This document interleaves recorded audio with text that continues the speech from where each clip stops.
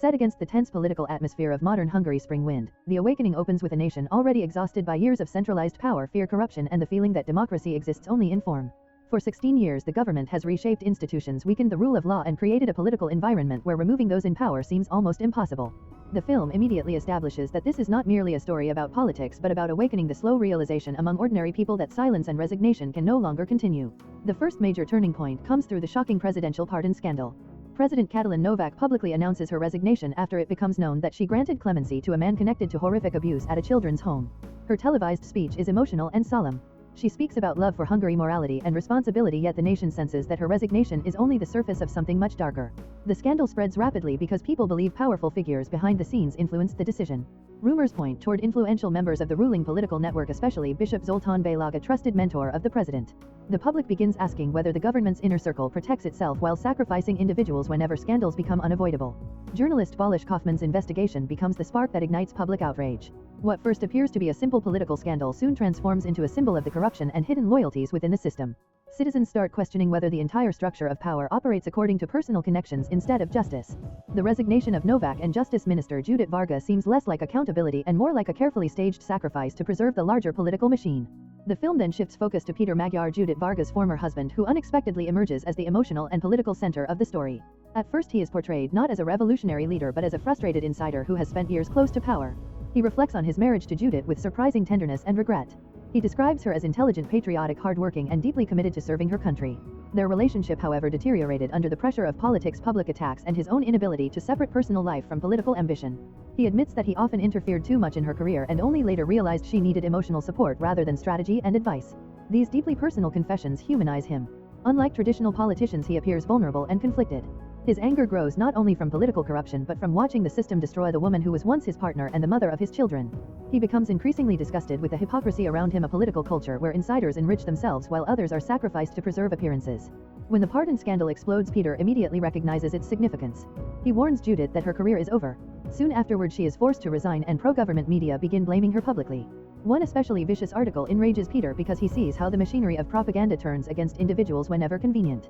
This becomes the emotional breaking point for him. What had once been frustration transforms into rebellion. The film carefully shows how Peter's decision to speak publicly is neither heroic nor calculated at first. He writes a social media post criticizing the system, deletes it, reposts it, then hesitates again out of fear for his family. Yet once the message spreads online, there is no turning back. His appearance on the independent political program Partisan becomes one of the most important moments in the documentary. Millions watch as a former insider openly criticizes the ruling elite. For the first time, someone from within the government's orbit speaks publicly about corruption, manipulation, and the concentration of power around figures like Antal Rogan. The reaction is explosive. Some dismiss him as irrelevant noise while others immediately sense something historic happening.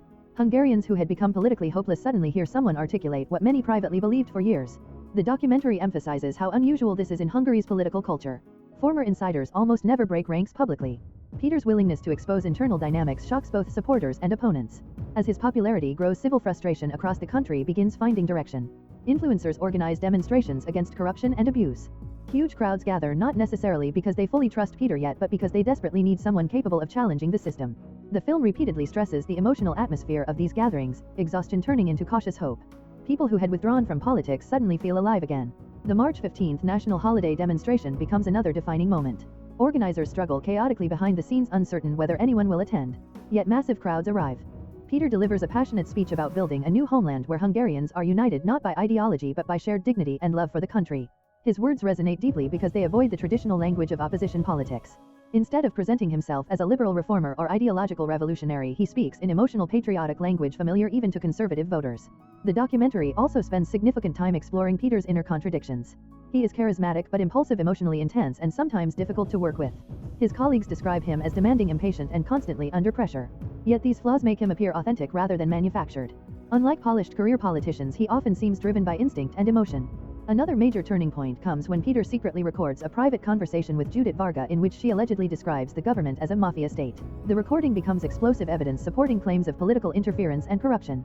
Although Peter admits discomfort about secretly recording her, he insists he believed it served the public interest. The release of the tape creates political chaos and leads to another massive protest organized within only a few hours. Tens of thousands flood the streets, proving that his movement is no longer a temporary media sensation. As momentum builds, Peter and his allies scramble to create a political organization capable of contesting elections. The scenes showing the chaotic birth of the Tavaszi party feel almost absurd at times. Secret nighttime meetings, rushed paperwork, improvised logos, and frantic attempts to avoid government interference. One accidental mishap nearly destroys everything when confidential documents fly off a car roof and expose the operation publicly. Yet paradoxically, the leak protects them by making it politically impossible for authorities to quietly sabotage the new party. The second half of this first section of the film follows Peter's transformation from dissident insider into national political phenomenon. He tours rural Hungary, relentlessly speaking directly to ordinary people ignored by traditional opposition parties. The documentary portrays these tours almost like a spiritual revival. Villages and towns abandoned by mainstream politics suddenly become centers of energy and hope. People gather not simply to hear policy proposals but to feel visible again. The film then contrasts Peter's growing movement with Viktor Orban's increasingly aggressive rhetoric. Orban delivers speeches portraying critics, journalists, activists, and opposition figures as traitors working for Brussels and foreign powers. His language becomes darker and more hostile, promising to eliminate what he calls a shadow army of enemies inside Hungary. Several observers compare the speech to authoritarian propaganda from the 20th century, shocked by how openly threatening it sounds. This moment becomes crucial because it demonstrates how deeply polarized Hungarian politics has become. The ruling government no longer treats opponents as rivals but as enemies of the nation itself. In response, Peter's speeches focus on unity, dignity, and national renewal. He condemns corruption, collapsing healthcare, poverty, and the government's hypocrisy. While leaders preach family values, hospitals lack doctors, villages decay, and children suffer. He repeatedly argues that Hungary has become poorer while a small elite grows extraordinarily wealthy. Yet despite his anger, his tone is not based on revenge. Instead, he insists that the country belongs to all Hungarians regardless of political background. His movement seeks not destruction but what he calls spring cleaning, a moral awakening capable of healing the nation. One of the most emotional sequences follows Peter's decision to walk to Transylvania as a symbolic pilgrimage for national unity. The idea begins almost jokingly during a late-night discussion but quickly becomes reality. Inspired by his earlier experience walking the Camino de Santiago in Spain, Peter believes long journeys can transform a person spiritually. He recalls how seeing the cathedral towers after hundreds of kilometers of walking brought him to tears and permanently changed his outlook on life. The pilgrimage to Transylvania becomes more than a political event. It represents personal rebirth and reconciliation with Hungarian identity beyond modern borders. As he walks through towns and villages, ordinary people greet him with hugs, songs, prayers, and overwhelming emotion. Hungarians from across the region join the journey, carrying flags and speaking about unity instead of division. The film presents these scenes almost poetically, accompanied by traditional Hungarian folk songs that reinforce the theme of cultural continuity and healing.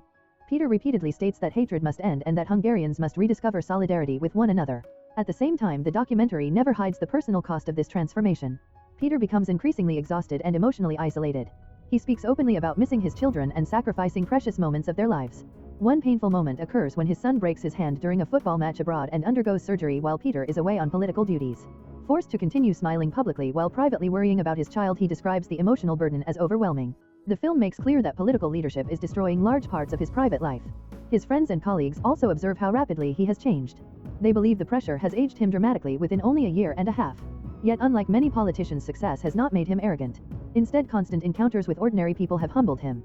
The documentary portrays him as someone who once lived comfortably inside an elite political bubble but was transformed after confronting the reality experienced by average Hungarians. The movement itself also faces growing attacks. Sensitive personal information about Tavaszi supporters is leaked online, exposing ordinary citizens to intimidation and retaliation. Supporters reportedly lose jobs or face threats because of their political views. Peter accuses the government and connected intelligence networks of orchestrating cyber attacks and psychological warfare to crush the opposition. According to him, the objective is not merely political defeat but emotional destruction. The darkest moment comes when intimate recordings involving Peter are leaked publicly in an attempt to humiliate and destabilize him before elections. Furious but composed, he denounces the operation as a deliberate effort to psychologically torture both him and his family. Yet even during this deeply personal attack, he focuses on protecting his children. He promises that regardless of propaganda or blackmail, they will always know their father loves them more than politics. Throughout the film's conclusion, several intellectuals and commentators reflect on Hungary's broader historical condition. They describe a society shaped by centuries of defeat, disappointment, and fear, where people struggle to believe they can truly influence history. According to them, Péter Magyar's real significance lies not simply in his popularity but in convincing millions that change may finally be possible. The final rallies carry an atmosphere of emotional release rather than ordinary political campaigning. Crowds chant "Tavaszi is flooding," while speakers insist that Hungarians are no longer afraid.